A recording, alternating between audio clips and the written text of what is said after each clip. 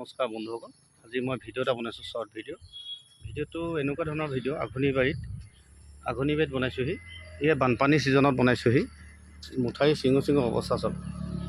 এয়া এইটো চাইডে চব ইমান ওচৰত আছে পানী, প্ৰায় চুব পাৰি হাতেৰে, এনেকুৱা অৱস্থাত আছে। এইফালে চব কিমান দ খাল, কিমান দ তলত আছে। এইফালে পানী ওপৰত, এইফালে তলত। তেনেকৈ কোনোবা জেগাত কোনো জেগাত মুঠাৰিটো দুৰ্বল, য'ত সুবিধা পাব তাতে ভাঙিব, এনেকুৱা ধৰণৰ পৰিস্থিতি হৈছে। গতিকে সকলোৰে কাৰণে বিপদ ভাবুকিটা মাতি আনিছে প্ৰকৃতিয়ে। এইখন দিহিং হয়, বুঢ়ী দিহিংখন, আঘোণিবাৰী।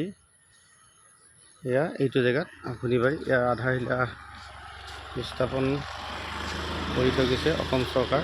এয়া ইংৰাজী 11 মাহ 2023 তাৰিখে অসম সাংস্কৃতিক পৰিক্ৰমা তথা উদ্যোগত আৰু ৰাজ্যিক কেবিনেট মন্ত্ৰী মাননীয় শ্ৰীযুত বিমল বৰা দেৱ 23 বৰ্ষৰ এইটো আধাৰশিলা কৰি গৈছে। ইয়াৰ পৰা দলংখন হ'ব, এই ৰাস্তাটো দিছে চব, ইমান ধুনীয়া বনাই দিছে বিমল বৰাই। আৰু এই মুঠাৰিটো বহুত বৃহৎ ডাঙৰ মুঠাৰি বনালে ৰাইজৰ বিপদ নাহক বুলি।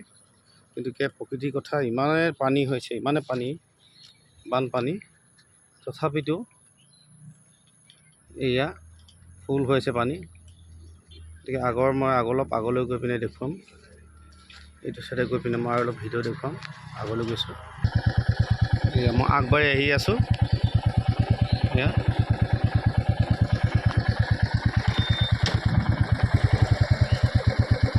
ৰাইজে ভয় কৰি আছে মুঠাই ছিঙিলে আমাক কি হ'ব বুলি। ঠিক আছে, সকলো ৰাইজে চাই ৰখি আছে, মুঠাই নিছিঙিলে হয় বুলি ভাবি আছে। মই আগত গৈ ভিডিঅ' কল কৰিম। এয়া আগৰ ডোখৰ পালোহি। এইফালে পানী ইমান ওচৰত, এইটো মুঠাৰি, এইটো তললৈ চব কিমান ডাউন আছে। গতিকে এই মুঠাৰিটো যদি বাই চান্স ভাঙি যায়, তেনেহ'লে এইফালে পানী সোমাই গৈ থাকিব, ৰাইজৰ প্ৰব্লেম হ'ব। এয়া দিহিং, দিহিং পানী বাঢ়িছে। দিহিং হয় এখন বুঢ়ী দিহিং, এখন বুঢ়ী দিহিং বুলি কয়। অলপ আগত গৈ দেখুৱাইছোঁ ভিডিঅ'টো।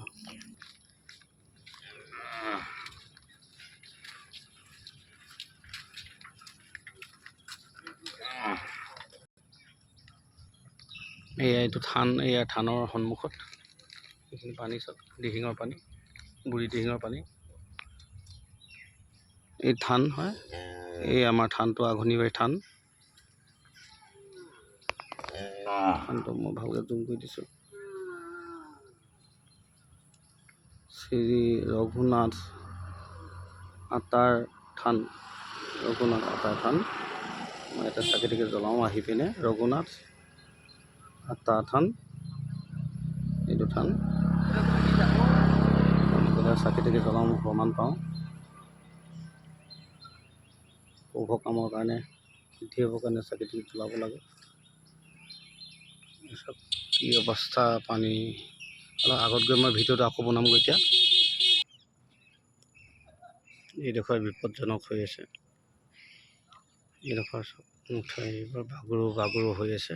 এইফালে নাই, তলত পানী চব, এইফালে ফুল, এইফালে চব তলফালে, এইফালে ডাউন, পানী নাই, এইফালে ফুল হৈ আছে। দিহিঙৰ ইমান অৱস্থা, এই অৱস্থা যাতে ইমানতে যাতে বতৰে, প্ৰকৃতিয়ে, ভগৱানে যাতে ৰখি দিয়ে, এই বুলি আশা কৰিছোঁ। ভগৱানৰ ওপৰত প্ৰাৰ্থনা সকলোৱে কৰক, যাতে ৰাইজৰ বিপদ মাতি নাহে, বিপদ যাতে নাহে। ইয়াতে ভিডিঅ'টো সামৰিছোঁ। ধন্যবাদ।